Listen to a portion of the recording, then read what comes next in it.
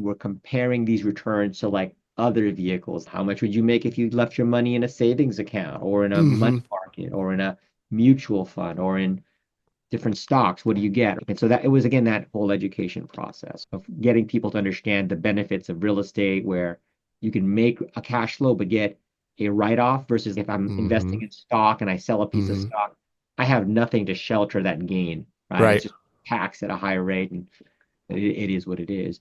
Real estate gave us that really great benefit of having the cash, having the appreciation, and having something to shelter taxation. Brian Baniqued, welcome to the Invested Fathers today. How are you? I'm great, Kenny. Thanks for having me on the show. Brian, we have not known each other for very long. We met through LinkedIn. You reached out to me, had heard the show, had heard some maybe a reel or two, but I'm so glad you did. You have such an interesting story. I'm just going to tell my audience this guy's done a lot in the real estate world in regards to developments, building, selling, agent. He has a daughter who I think is turning 20 in June. Brian, excited to have you share your story and some lessons learned along the way. Go ahead and give us your high level overview of who is Brian Baniqued.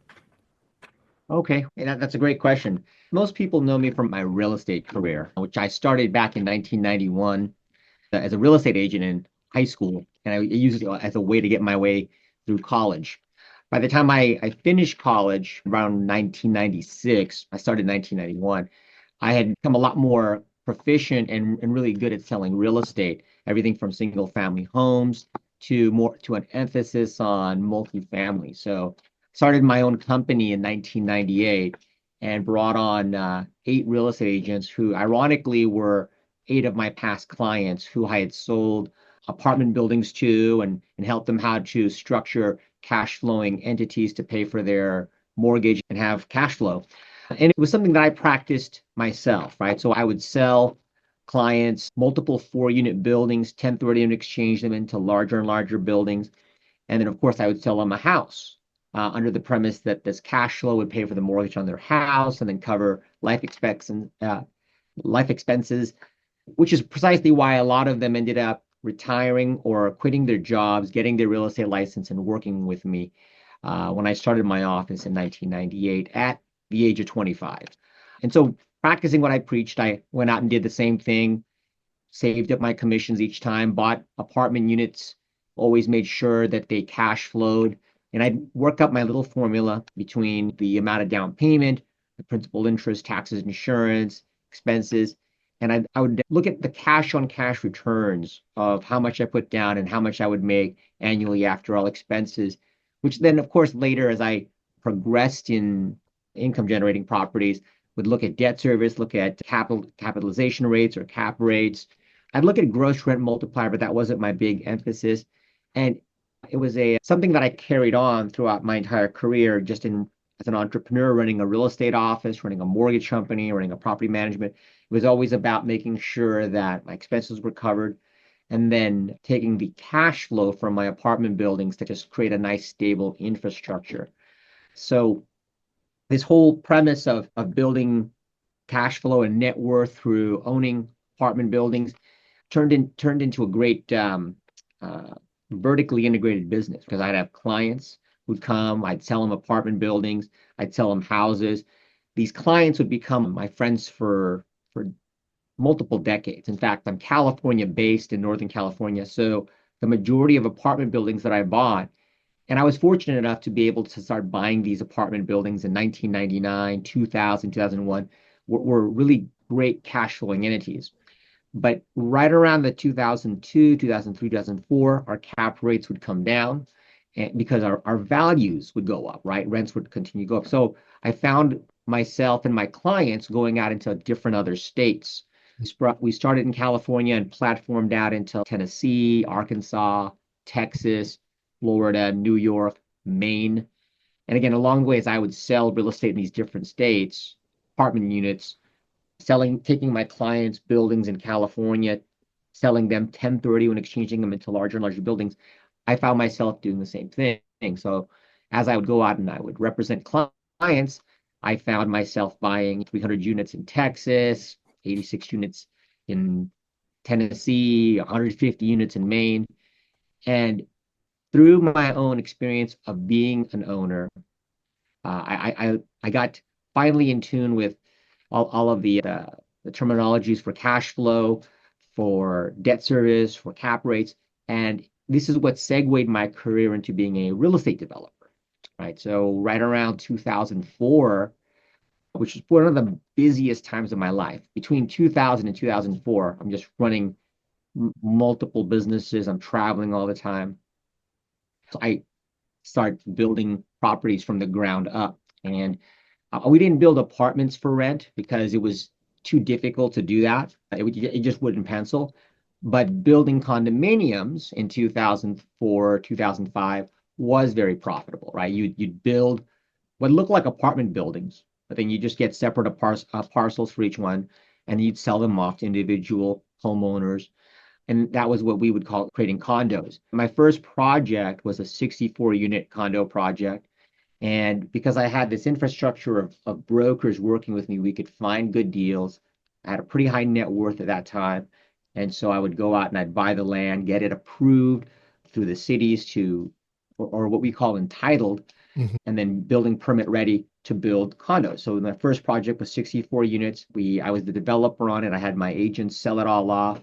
Around the early 2000s, I also set up my own vertically integrated mortgage company. So as we're selling off these individual units, we're also doing the financing behind it.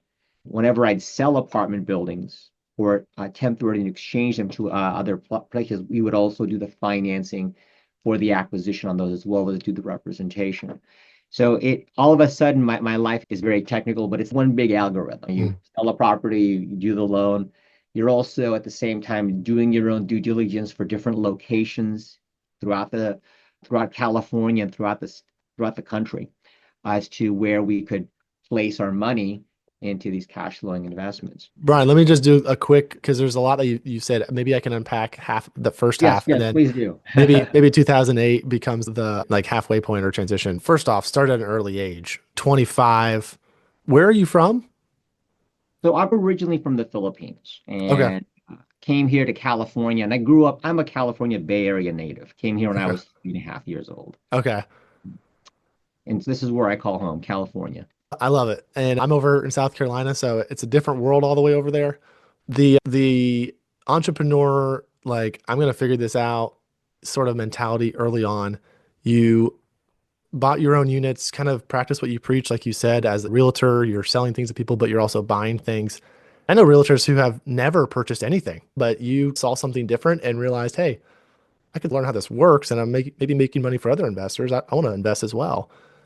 Let me ask you this. I have experience in buying single family homes for the last 6 years and have learned enough of what I more or less hate doing in regards to renovating and dealing with certain problems. What were some of the pain points for you that forced the different levels of upgrading that you can remember? Any stories of just, I realized when I did this for the 10th time, like I would no longer wanted to do this. Anything stick out in your mind as like big obstacles or pain points?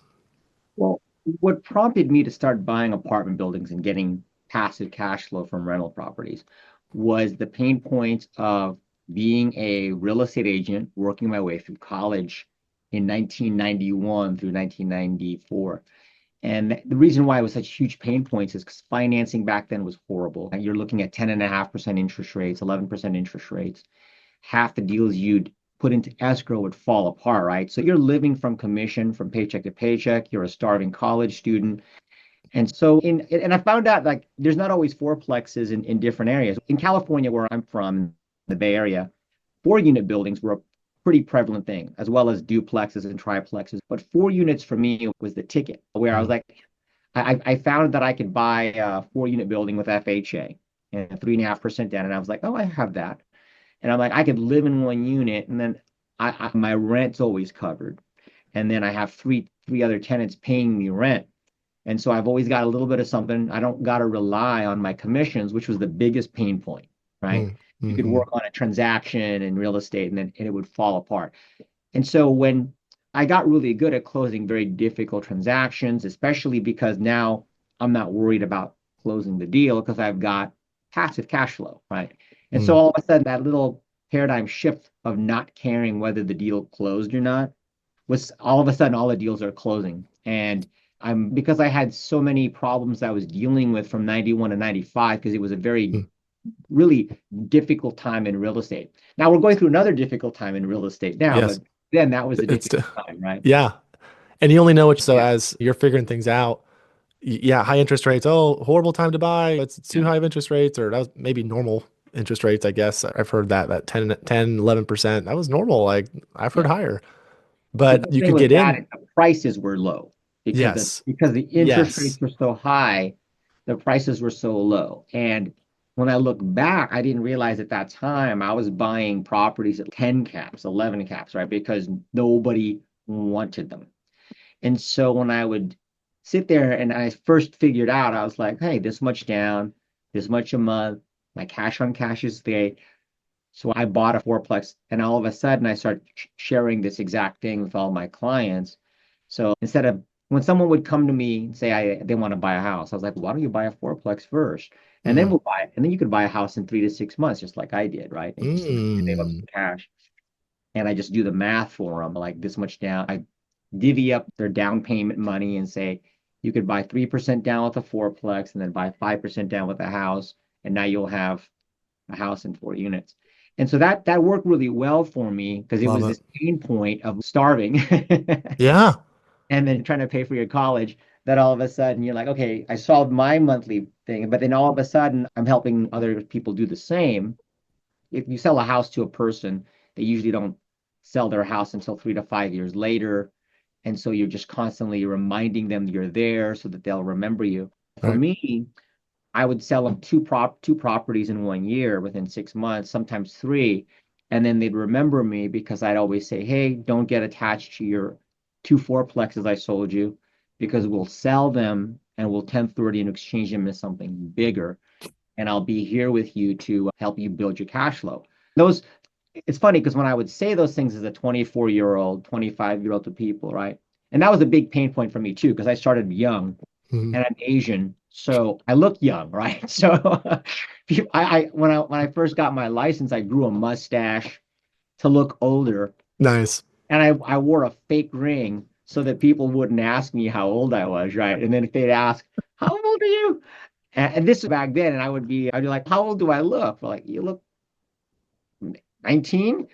Like, "Oh, thanks. That's a great compliment. I'm not even going to tell you how old I am." And then I'd move Oh on, my right? goodness. And so those were little pain points. But then after I sold them property and then did the math for them, did these calculations for entry and exit strategies, all of a sudden they didn't care how old I was. And they were like, okay, because whenever they try to ask other realtors, so You're they like, just come back to me and I'd end up selling them multiple properties. And a lot of these guys ended up becoming my longtime friends. They, like I said, they were the first 8 real estate agents that came to work with me in my office when I started it. And some of mm, them are still with me today, years later. that's Uh, amazing. and No, so it was fun. you were the authoritative guide for them, even where if your age was a problem, if they asked around, other people weren't doing it. And what I also think is genius is these properties, you say 3 to 5 years, you're selling them investment properties. Don't get attached to it because we're just talking numbers here. And I can make you more money later when we 1031 these. So Yeah. the relationship is naturally tied to you where you don't have to send them a birthday card every year. It's, oh, I got a question on how to do this. And what about tax question this? And is there any other deals that you see that we could sell that? So that's really cool, Brian. That was Let's the whole go ahead. business model was Yeah. is they just became very reliant on me, and then we became close friends, and Yeah. a lot of the clients, and they then I started turning them all to onto all my tax tips, and Yeah. which became very complicated tax tips as it turns out, from depreciation to accelerated depreciation.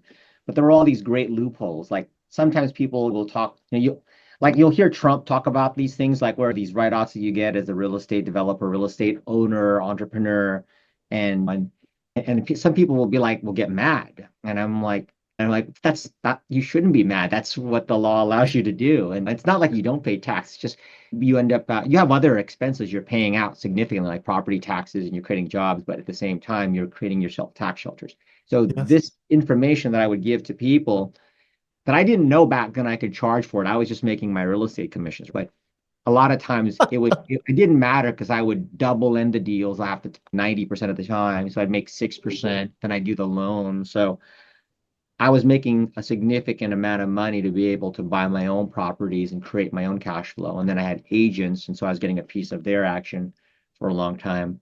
And this was before I was fortunate enough to come into real estate as a broker owning a company Yeah. No, where, that's really cool, Brian. And you talked about building those relationships with those people for years. You have to be the right person. They always say real estate is a team sport and it's a relationship game, which I could argue is any successful role is a relationship business. No one is able to do everything by themselves. But I love that you were able to incorporate that culture and those relationships early on and see the fruits of your labor. It makes sense, right? To keep up with these people and treat them right and they treat you right. yeah, And really cool business model. some of the busiest times of my life between 2000 and 2007. At that time, I got married and Hmm.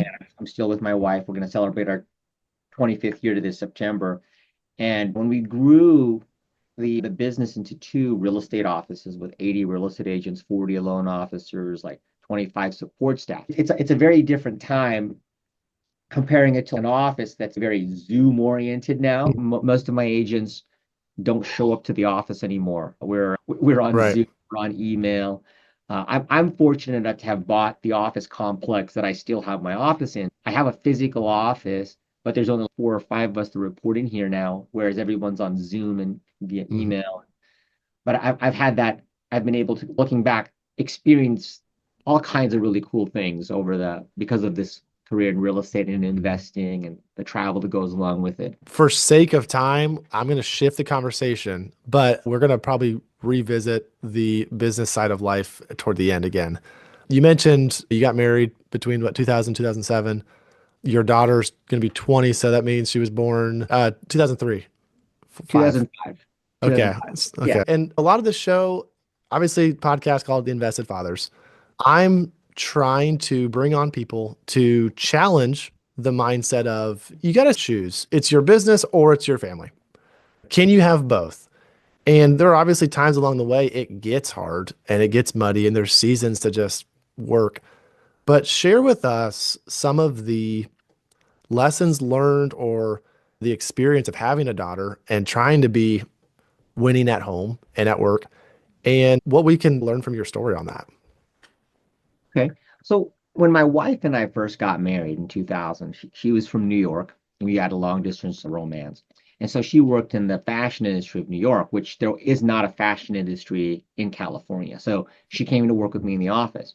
Now, from my perspective, the first 5 years before we had our daughter, was a whirlwind of work in the office, but it was work hard, play hard. And my wife and I did lots of traveling and partying. And, we're a young couple, right? Mhm. And I look back at that very fondly. Now, my wife is we should have spent more quality time together at home. And so and she's always been there to remind me of that. And so it's like trying to create that like that balance of working hard. Like I'm naturally an A-type personality, and so I'm Mhm. like constantly on the go, especially back then in hindsight. But trying to listen to my wife to be help keep me more grounded. Because I would always take a step back at first and go, okay, you're not as great as you think, and you can work on some things, right? And so that kind of helped keep me grounded. So by the time we started trying to have our daughter and finally had our daughter in 2005, my wife had been there with me in the office working hand in hand for those first five five years. That after she had our daughter, she decided to take a step back and raise our daughter. Right. And so I'm here running two offices, 80 agents, 40 loan officers. And right about that time, 2006, 2007, it started to begin to really hit its peak and crescendo just before everything went to hell in a handbasket in 2008. Right. Uh, Looking back, we all look at that and we call it the Great Recession.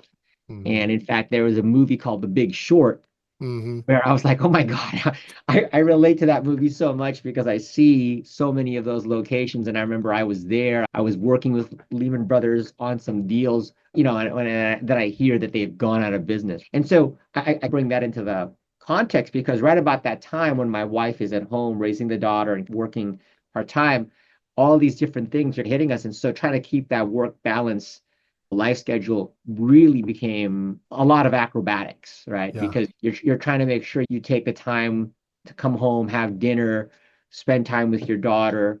At that time, smartphones were just really becoming a thing, right? Everyone was still on your little old dial phones, and you have your Palm Pilots, and so there was a lot of juggling. But looking back at it, I'm glad that I did, and I'm glad that we stuck to it because my wife and I always making the point to have come home and have dinner with each other. Now, for me, when we had dinner with each other at least twice or three times a week, that was a big deal, right? I have breakfast every now and then. But looking back now in 2025, my daughter's going to be 20, my wife and I are still together, because we spent that time to really pay attention to our daughter, pay attention to each other, see each other at work. My wife still continues to help me from home and sometimes in the office to manage things, but now things are a lot different than they Mhm. were back when we there was this huge office atmosphere and everyone saw each other because we all physically met. That whole dynamic has changed, but throughout it, we've been able to roll with the punches just because we've made that commitment to stay with each other and also to raise our daughter and to give her good, strong Christian values and stuff like that. Yeah. Um, and if it wasn't for that work of trying to make that happen, it would be really easy for me to just neglect that and just make it all work. And I've seen some of my friends do that to their detriment, right? They end up in divorce. She gets half, it's bitter, they're off to their second marriage. And that's one of those things where, and again, it hasn't been pretty, it hasn't been easy every step of the way, right? There's been Yeah. lots of arguments, lots of talking through things, and at the end of the day, just kind of getting back together. But it's been really great for our daughter and I because like we always make a point as a family to take multiple trips. Like I'm a huge nerd, for example. And so one of the things that kind of kept us together was my daughter and I and my wife, we'd go to San Diego Comic Con every year. We'd dress up in cosplay and all this kind of stuff. And so keeping the whole physical fitness as a major part of my life helped a lot too. But it was also great for like, wearing cosplay outfits where you're trying to look like a ripped superhero, right? And so those being able to do that, being able to go to work and play hard, with my wife and my daughter in like these kind of fun contexts also kept things really cohesive in the family. So like my daughter and I, we still, and my wife won't cosplay with us, but she will make that being in the fashion industry, which is her original job. She's really cool at being able to design great cosplay outfits for my daughter and I, and then to be that cheerleader. And so that's been a big piece of how do we keep the family together and travel and do nerdy things. Yeah. Okay. Forgive me. Cosplay. I'm unfamiliar with the term. I actually have some relatives in San Fran who are into Comic Con as well. Like, they've dressed up as Batman and all sorts of other stuff. What is cosplay?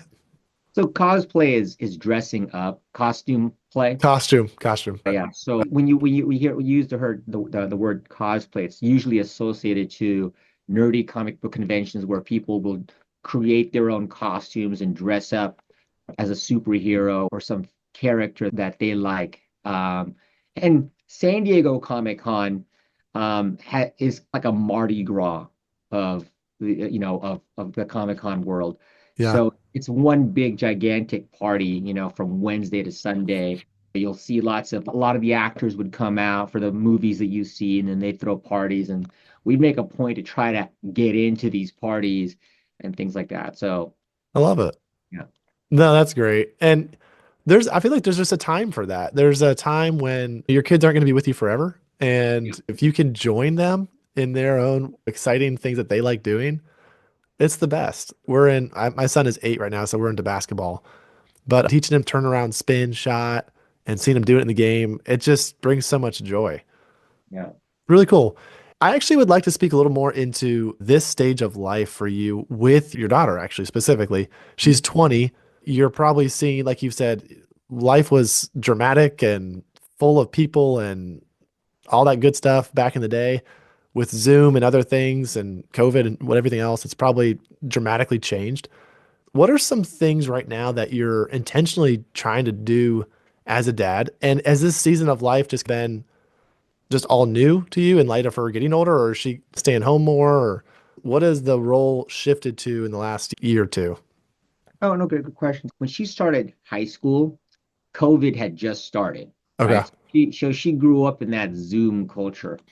Now, before that, she's our only daughter, so she's always gone with my wife and I everywhere. Hmm. And we brought her into the office, and so I've actually had her come in and intern with my business partner on the property management side, Hmm. and so she learned things. I didn't want to cram down real estate Right. down the road, giving her exposed to it to see if that's something she wants to do, and because then that way, it'll be more natural. And so we've had that fortune of being able to bring her in and expose her to all these things and expose her to the different people that work here. So she's grown up seeing the different brokers and agents that work with me, the staff that have worked with me, and they've seen her grow up as well. And so our big thing has always just been as a family to, again, I come from a big family, whereas my we just have one daughter. I'm like the oldest out of five. So we always make a point to go to all our family gathering events. I'm fortunate enough to have my parents and my four other siblings all within 10 minutes of me. So we all just settled in the Bay Area. We travel a lot, but we were fortunate enough to be in California and in the Bay Area where the enjoyment of travel is great, but for me it's always good to come home. And so I think that was also why they didn't venture off abroad. And so we make a whole point to like see all her cousins and my parents. And then now that she's going through college and going through her general ed, she still comes in. But thankfully, because of the Zoom culture, we still get a lot done. It's just not as in the office as much. And because I've had all these years of experience, I've become pretty adept with the technology. And so we kind of pass that on to my daughter as well. For her, we need to pass it on. It's that was the culture she grew up in. Like she'll Hmm. have she actually her best friend's in Maryland, and she sees her like 3 or 4 times a year. They'll go to concerts together, we'll go on trips, but these two are always on Zoom. It's not Right. like how I grew up where I would go down to my buddy's house down the street, right? Hmm. Hmm. That was the thing. And so, anyways, that's been great because when we do travel and we do physically go out, it's always some kind of an event. One of my brokers who's been with me since 2011, a single guy, finally got him married off, right? So he got married last year. Good looking guy, but I mean, he finally settled down. And so Yeah. he and his wife threw this big, huge destination wedding to Cartagena, Colombia. Okay. And my daughter had just turned 19 at the time. She's going to be 20 in June. And we go out to Cartagena, Colombia for one of my broker's weddings. And it's a very festive event, right? My associate, he had a huge, it was the best thing to describe it would be like a rave, right? His reception Okay. was like a rave, like a music festival rave. And my daughter's sitting there with her parents enjoying this reception in a different country. And she's seeing us party, right? She's seeing us. It's a reception, but just because the guy who's been with me for a while, who's throwing this wedding, he's just into the whole music festival scene, very hip guy. He and his wife look like the wedding party looked like something out of The Bachelor, right? It was a very, very Okay. beautiful wedding party. And so my daughter got to interact with that and see. And this was a guy who she's always seen grow up as this single broker who, highfalutin guy who's been with her dad since 2011. And she knows who he is, but she's able to experience all these different facets of life and see people who've been with me come full circle from getting married and still on having kids and things of that Right. nature. That's been a pretty good influence on her to keep her really grounded, as well as keep us close to her. Because I see like how some other parents, when their daughters become teenagers, they become really rebellious. They become really, oh, I don't want to hang out with my parents. We've had quite the opposite experience, thank goodness. Oh man, that's awesome. No, I love that story. I love that she saw you party the way you put that. Because I've sort of realized over the last, I don't know, few weeks, months, a guy said to me, we see our kids change so much physically. They're babies and they're walking and they're talking and it's every year is a big change. And as parents, we're not necessarily looking different, but we're changing too with different things that we're learning and different stages of life. We're getting older. We got to work out a little bit more. Whatever it is, the business is growing. So we're adapting as well. And it's such a beautiful story of how, hey, as your daughter has grown, she hasn't necessarily been repelled by your guys' staunch, whatever, that's my dad, they're embarrassing or whatever. You're bringing her with you to the Comic Con. She's seeing you dance. There's a relationship that's just continuing to grow, even during those harder years of teenagers, and she'll be 20 soon, and all those key moments. So, Brian, thanks so much for sharing all that. Oh, no problem, no problem. One of the questions I try to get in here, I don't always have active real estate investors with me. Sometimes it's just busy professional salesmen, some entrepreneurs to some degree, business owners. But I love that you've saw the light. I think off camera we were talking about you studied biology back in the day. What a shift in what you ended up doing. Some advice to passive investors out there, because I feel like that's my target audience, is the not necessarily the other active real estate investor. It's the one who's just saying, hey, Kenny, I love your values. I love what you're doing. Real estate, maybe trying to get into it. Like even earlier on, I love that you broke down some things more educationally. But I've got to think you've worked with a lot of banks and private money lenders. Yeah, lots of experience with banks and private lenders, yes. Yes.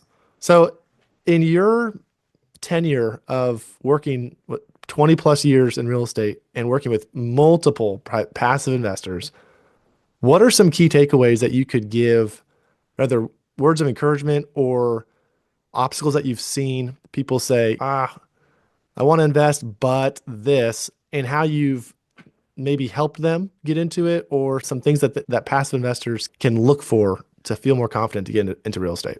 Great question. So one of the things that I always would do with each investor is sit down with them and just lay out all the cards on the table. Look at how much money they're working with, what kind of career they're currently at, how much time they have to devote to owning real estate, right? And one of the things I always encourage them to do is buy something with more units. I have some clients, for example, that when I would meet them, they'd have lots of single family homes Mm-hmm. that they bought and owned free and clear. And I would just do the simple math with them as to what kind of return they're getting on the current value versus the annual income. And I would sit down and give them a lot of education first, right? So I would give them what is a good real estate investment based on a cap rate, based on a debt service. What is debt service, right? What does this mean to a lender? What do these different types of recourse or non-recourse loans mean?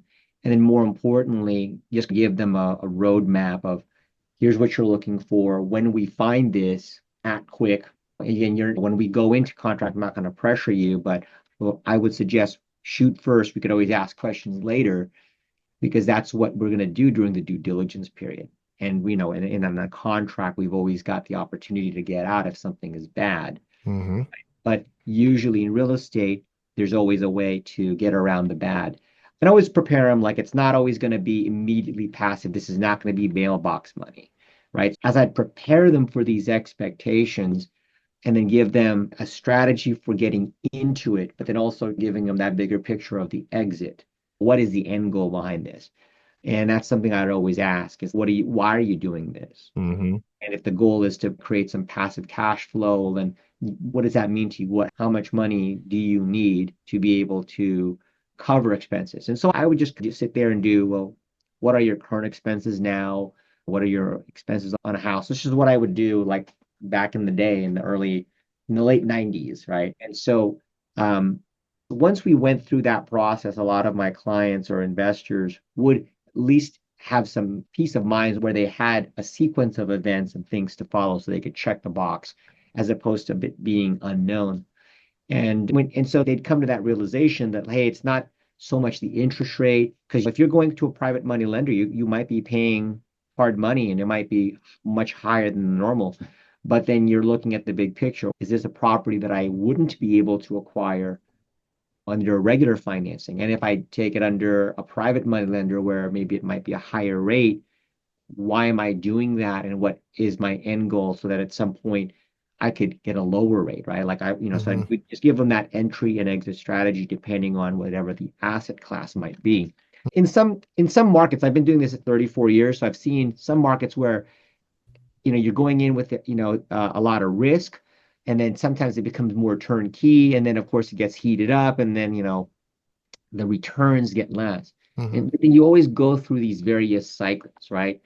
And so as I give them that big picture, that's one of the other sequences or guides that I'll give them so that way they know what to expect and they can have a little bit more peace of mind.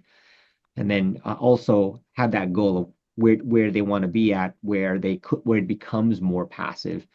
Um, and also making sure that they've got the proper property management in place and someone that they could trust unless they were going to do it all by themselves. And I've had a mixture of both. I've had some clients where they they'd own like 50 units and they'd still want it to be the person to go there and sweep the floors. In fact, we have some clients where we manage the property for them, but they just like to show up to the property and just Tinker. and tinker. Right? And then there's others who are just very passive and are out traveling. And so it's, you get that mixture of both. Yeah. No, that's fabulous. You've seen it all. It sounds, I'm, like I said, 6 years in, you said 30 to 40 years.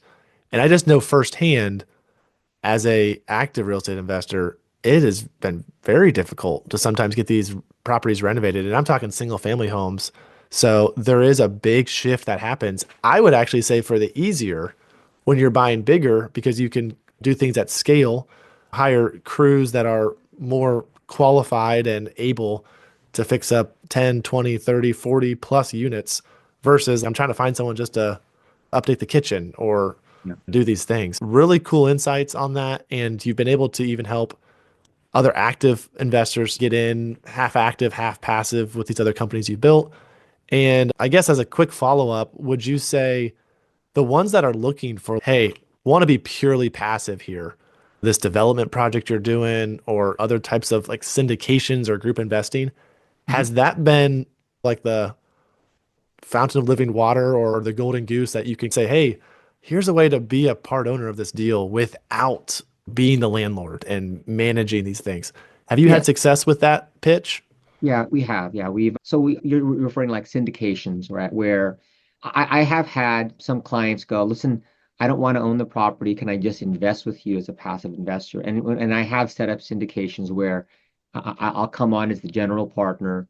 I'll take on individual limited partners. Some are accredited investors, some are not. And then, long story short, what we're doing is we're aggregating the cash for the down payment and the closing cost to acquire, say, like a 50 unit or a 20 unit. And then we have, again, entry and exit strategy. Here's what can expect to make with this pro rata share of the down payment and your pro rata share of the ownership and your pro rata share of the distribution. And we'll have it underwritten in such a way where they're not having to worry about the complicated bank loan, which usually because of my balance sheet and my experience, I'm getting preferential treatment on interest rates and loans for Mm-hmm. acquisitions. And then they're just getting a paycheck every month or every quarter.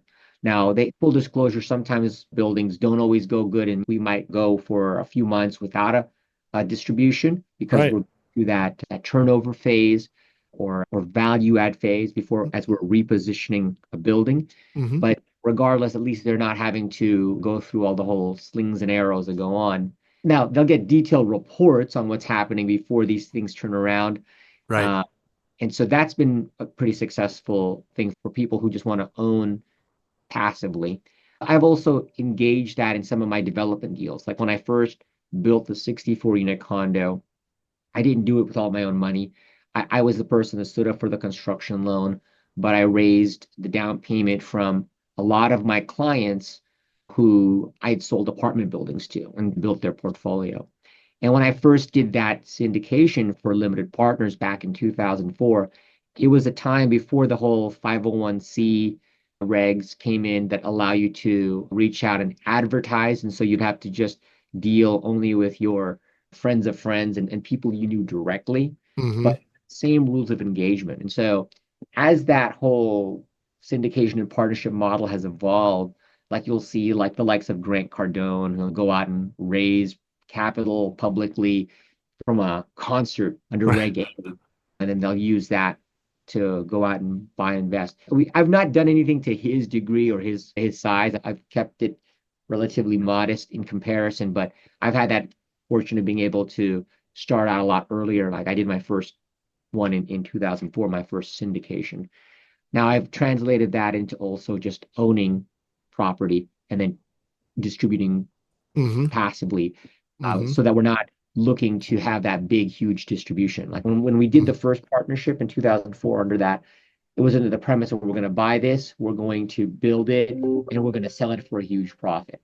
And the funny thing is, when I did that first one and I look back, we actually had a huge, like 69% return, 70% return. And back then I was too young and naive to know, hey, I didn't have to give out that much distribution, but it was really good because it set a wrong expectation on the third one. I thought, oh my gosh, you only got a 20% return on this one. But of course, at that point, after a certain point, people started realizing, like, okay, 15, 18%, 20% returns or actual internal rates of return are actually a good thing, right? Really good. And so, Right. but it was one of those learning curves Yeah. where you realize you knocked one out of the ballpark, but you didn't know that you knocked it out of the ballpark. So by the next time you do what should be a normal one, people are like, hey, this what happened? It's not as big as the last one. Yeah. So those are different things that, that I kind of learned along the way and kind of passed on to the investors. So now I know that, hey, this is what we can expect as the returns. And you can, and again, we're comparing these returns to like other vehicles. How much would you make if you left your money in a savings account or in a money Hmm. market or in a mutual fund or in different stocks? What do you get? And so that it was again that whole education process of getting people to understand the benefits of real estate where you can make a cash flow but get a write-off versus if I'm investing Hmm. in stock and I sell a piece of Hmm. stock, I have nothing to shelter that gain, right? It's Right. just taxed at a higher rate and it is what it is. Real estate gave us that really great benefit of having the cash, having the appreciation, and having something to shelter taxation. Beautifully said. Love it. Brian, you're a wealth of knowledge, man. We're out of time.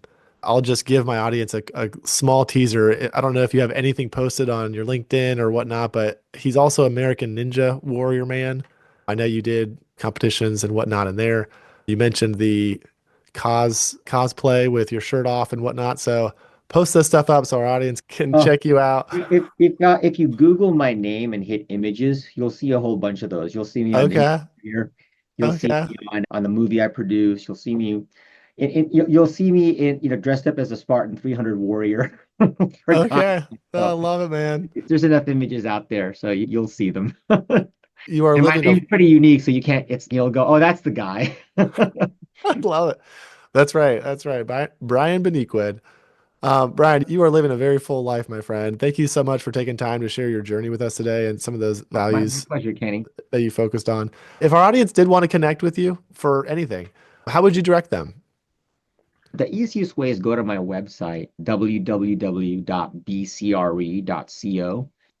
So Bravo, Charlie, Romeo, Echo, and it's a .co, so it's just .co. Okay. If you Google my name and hit images, you can find me through my real estate company. You could also hit me up on LinkedIn. A lot of people will find me on LinkedIn and DM me. But the easiest way is just go through my website. There's a little consultation page there you could fill out, and one of my assistant Mark or so will probably retrieve the call and set up a meeting or something like that. Cool. Brian, thanks for being on the Invested Fathers today. To all my audience out there, invest wisely. Thanks, Brian. Thanks for having me, Kenny.